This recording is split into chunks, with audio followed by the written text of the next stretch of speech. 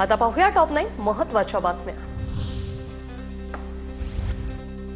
वसई विरारचे माजी पालिका आयुक्त अनिल कुमार पवार यांची ईडी कार्यालयात चौकशी। काही दिवसांपूर्वीच ईडीने त्यांच्या घरी छापेमारी केली होती। 1,33,00,000 जप्त। निवृत्तीच्या दिवशीही अनेक फाईल्सवर सह्या केल्याने तपासात तसं उघड झालंय।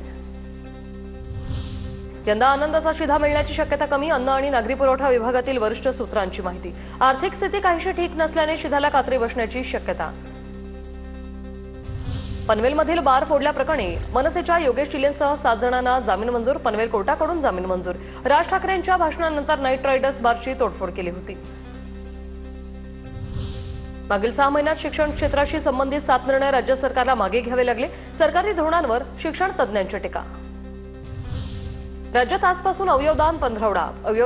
अवयवदात्यांच्या कुटुंबियांचा 15 ऑगस्टला सन्मान। राज्यातलं अवयवदानाचं प्रमाण वाढावं आणि अवयवदानाच्या प्रतीक्षेतील रुग्णांना नवजीवन मिळावं यासाठी उपक्रम। मंत्री प्रकाश आंबेडकर यांची माहिती।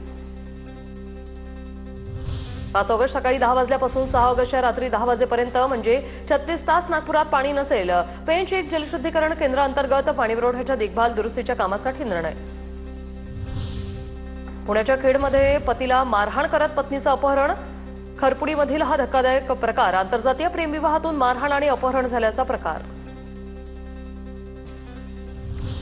समृद्धी महामार्गावर वेग मर्यादेचं उल्लंघन केल्यास दंड बसणार। कारसाठी 120 तर मोठ्या वाहनांसाठी 80 किलोमीटर प्रति तास वेग मर्यादा। वेग मर्यादेचं उल्लंघन केल्यास 1000 पर्यंत ऑनलाईन दंडाचा फटका बसणार। सांगलीच्या कृष्णा नदीपात्रात रंगल्या होड्यांच्या शर्यती। संकल्प फाउंडेशनकडून शर्यतींचं आयोजन। 11 संघांनी नोंदवला सहभाग।